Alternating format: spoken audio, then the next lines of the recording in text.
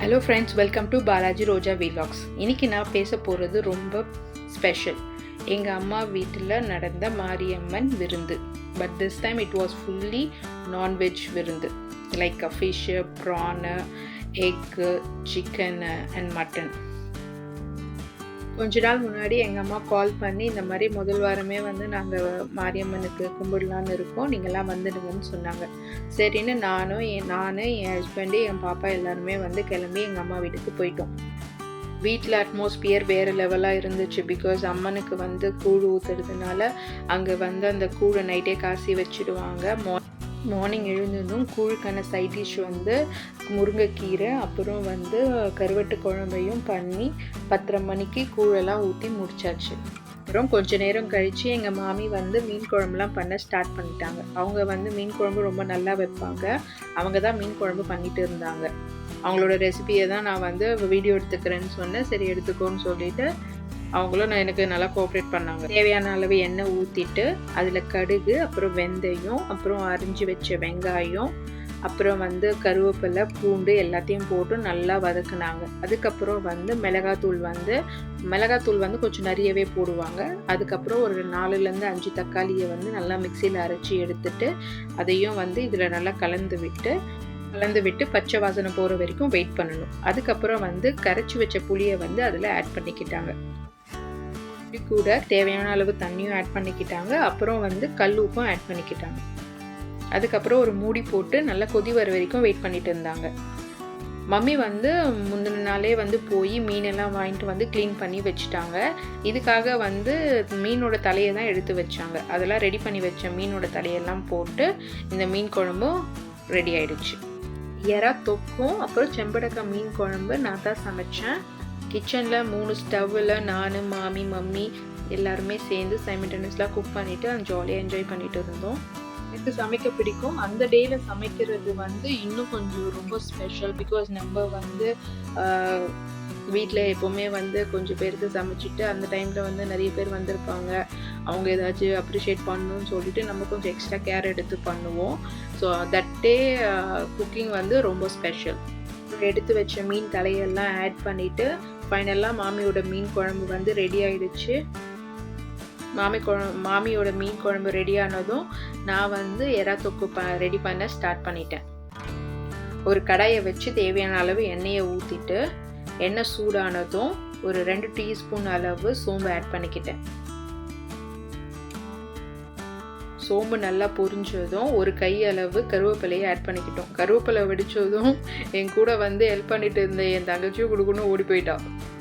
அப்புறம் ஒரு 2 வெங்காயம் கட் பண்ணி வச்ச வெங்காயத்தை ஆட் பண்ணிட்டு நல்லா பொன்னிறமாக வதக்கி எடுத்துக்கணும்.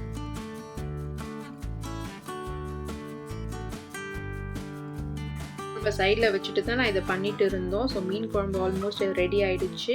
அந்த ஸ்டவ் ஆஃப் பண்ணிட்டாங்க. வெங்காயம் பொரியறதுக்குள்ளே இதுக்கு தேவையான மசாலாலாம் அரைச்சி எடுத்துக்கலான்னு மிக்சியில் எறாவோட தலையெல்லாம் இருந்துச்சு, அதை ஆட் பண்ணிக்கிட்டேன். அதுக்கப்புறம் தக்காளி ஒரு 4-5 தக்காளியை கட் பண்ணி எடுத்துக்கிட்டேன். அதையும் ஆட் பண்ணிட்டேன். நல்லா பேஸ்ட் மாதிரி அரைச்சி எடுத்துகிட்டு வந்துட்டேன். டைமில் வெங்காயம் நல்லா பொரிஞ்சிடுச்சு. அப்புறம் ஒரு 2 டேபிள் ஸ்பூன் அளவு ஜிஞ்சர் கார்லிக் பேஸ்ட் ஆட் பண்ணிவிட்டு நல்லா அதோட பச்சை வாசனை போகிற அளவுக்கு அதை வதக்கிட்டு இருந்தேன். எறா தொப்புக்கு தேவையான அளவு சில்லி பவுடரும் ஆட் பண்ணிக்கிட்டேன். ஒரு 4 to 5 டீஸ்பூன் அளவு சில்லி பவுடர் ஆட் பண்ணிக்கோங்க. அதுக்கப்புறம் தேவையான அளவு உப்பு ஆட் பண்ணிக்கலாம். நம்ம அரைச்ச பேஸ்டையும் ஆட் பண்ணி நல்லா மிக்ஸ் பண்ணிட்டேன். நம்ம அரைச்ச பேஸ்ட்டோட பச்சை ஸ்மெல் போகிற வரைக்கும் நல்லா வதக்கி எடுத்துக்கணும். அதுக்கப்புறம் நம்ம க்ளீன் பண்ணி எடுத்து வச்ச எறாவையும் ஆட் பண்ணிட்டேன். நல்லா மிக்ஸ் பண்ணிவிட்டு அதுக்கு மேலே கொத்தமல்லி இலையை தூவிட்டு ஒரு 10 to 15 மினிட்ஸ் வச்சு எடுத்தால் டேஸ்டியான எறா கிரேவி ரெடி ஆகிடும். ஃபைனலாக எறா கிரேவி முடிக்கும் போது மேலே நல்லெண்ணெய் கொஞ்சம் ஊற்றிக்கிட்டேன், சூடாகாமல் இருக்கும். அதுக்கப்புறம் எறா கிரேவி சூப்பராக ரெடி ஆகிடுச்சு. அடுத்தது எடுத்து வச்ச செம்படக்காய் மீன் குழம்பு பண்ணிடலான்னு ஸ்டார்ட் பண்ணிட்டேன். ஒரு சட்டி வச்சு அதில் தேவையான அளவு எண்ணெய் ஊற்றிட்டு கடுகு 1 டீஸ்பூன் அளவு ஆட் பண்ணிக்கிட்டேன். கடுகு நல்லா பொரிஞ்சதும் வெந்தயம் வந்து 1/4 டீஸ்பூனு, அப்புறம் பூண்டு வந்து ஒரு 10லேருந்து 11 பூண்டு அளவு கட் பண்ணி வச்சுருந்தேன், அதையும் ஆட் பண்ணிட்டேன். அதுக்கப்புறம் வெங்காயம் வந்து ஒரு 3 வெங்காயம் வந்து கட் பண்ணி வச்சுருந்தேன், அதையும் ஆட் பண்ணிட்டேன். அப்புறம் ஒரு கை கருவேப்பிலை, இந்த வாட்டி கருவேப்பிலை கரெக்டாக தான் போட்டேன், அவள் ஒரு பயந்துட்டு நின்றுட்டு இருந்தா. அதுக்கப்புறம் வந்து ஒரு 2லேருந்து 3 தக்காளி வந்து கட் பண்ணி வச்சுருந்தேன், அதையும் ஆட் பண்ணிட்டேன். மசாலா எதுவுமே ஆட் பண்ணல, பிகாஸ் மம்மி வந்து நைட்டு மீனை வாங்கிட்டு வந்து கழுவி வைக்கும் போதே அதுலேயே வந்து மிளகாத்தூள் உப்பு எல்லாத்தையுமே ஆட் பண்ணி வச்சுருந்தாங்க. ஸோ அடுத்தது வந்து நான் புளி கரைசலை ஊற்றிட்டு அப்புறம் குழம்புக்கு தேவையான தண்ணியும் ஆட் பண்ணிட்டேன். அதுக்கப்புறம் குழம்பு கொச்சின்னு இருக்கிற அதே டைமில் நான் வந்து ஒரு 3 to 4 டீஸ்பூன் அளவு ஜீரகம் எடுத்துக்கிட்டேன். அப்புறம் மிளகு வந்து 2 டீஸ்பூன் அளவு மிளகு எடுத்து நல்லா அதை இடித்து வச்சுட்டேன். நல்லா அதை இடிக்கணும், அப்போ தான் அந்த மீன் குழம்பு டேஸ்ட்டாக இருக்கும். இடிச்சிட்டு இருக்கும் போதே குழம்பு நல்லா கொச்சிடுச்சு. சரி, அந்த ரெடி பண்ணி வச்சுருந்த மீனையும் ஆட் பண்ணிட்டேன்.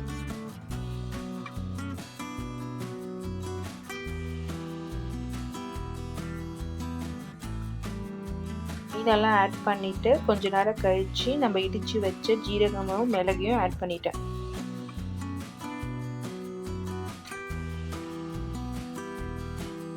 அப்புறம் மேலே வந்து ஒரு கை ஃபுல்லாக கொத்தமல்லியை தூவிட்டு கொஞ்ச நேரம் கொதிக்க விட்டு இறக்கினா ரொம்ப டேஸ்டான மீன் குழம்பு ரெடி ஆகிடும்.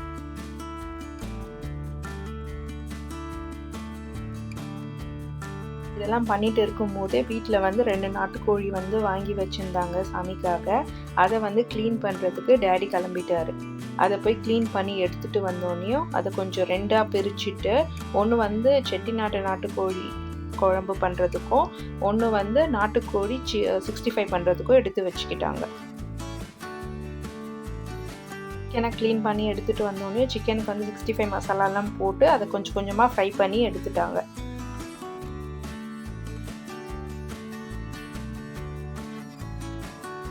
அப்புறம் அந்த ஃப்ரை பண்ண எண்ணெயிலே வந்து வெங்காயம், தக்காளி, அப்புறம் செட்டிநாடு மசாலா எல்லாத்தையும் போட்டு செட்டிநாடு நாட்டுக்கோழி குழம்பையும் ரெடி பண்ணி எடுத்துட்டாங்க.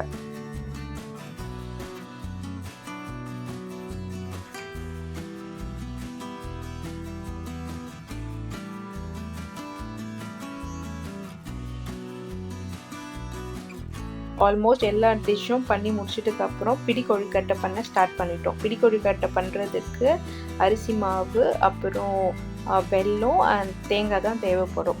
அது எல்லாத்தையும் போட்டு ஆட் பண்ணி நல்லா கையில் வச்சு அமுக்கி எடுத்தோன்னா பிடி கொழுக்கட்டை வந்து ரெடி ஆகிடும். இது ரெடியான உடனேயும் இதை வந்து நம்ம இட்லி பாத்திரத்தில் தண்ணி ஊற்றி ஒரு இட்லி பாத்திரம் வச்சு அதுக்கு மேலே வாழை இலை வைக்கணும். வாழை இலை வச்சிங்கன்னா உங்களுக்கு வந்து அந்த மாய்ஸ்சராக இருக்கும், ட்ரை ஆகாது. ஸோ அதில் வச்சு ஒரு 10 மினிட்ஸ் வேக வச்சு எடுத்தோன்னா பிடி கொழுக்கட்டை ரெடி ஆகிடும்.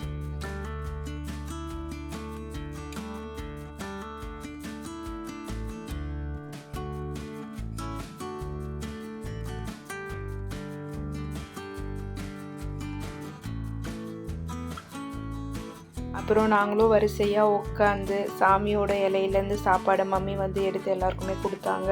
அதை சாப்பிட்டுட்டு அப்புறம் இலையிலலாம் சாப்பாடை போட்டு சாப்பிட்டுட்டு எல்லோரும் அவங்கவுங்க வீட்டுக்கு கிளம்பி போயிட்டாங்க.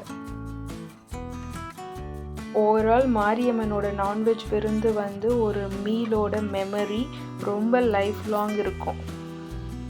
உங்கள் ஃபேமிலியோட இந்த மாதிரி ஒரு ஃபுல் மீல்ஸ் விருந்து எக்ஸ்பீரியன்ஸ் பண்ணியிருக்கீங்களா? கமெண்டில் சொல்லுங்கள். இட்ஸ் நாட் ஜஸ்ட் சாப்பாடு, it's a full of connection and love. Thanks for வாட்சிங். நெக்ஸ்ட் வீடியோவில் சந்திக்கலாம். தேங்க்யூ. Bye by.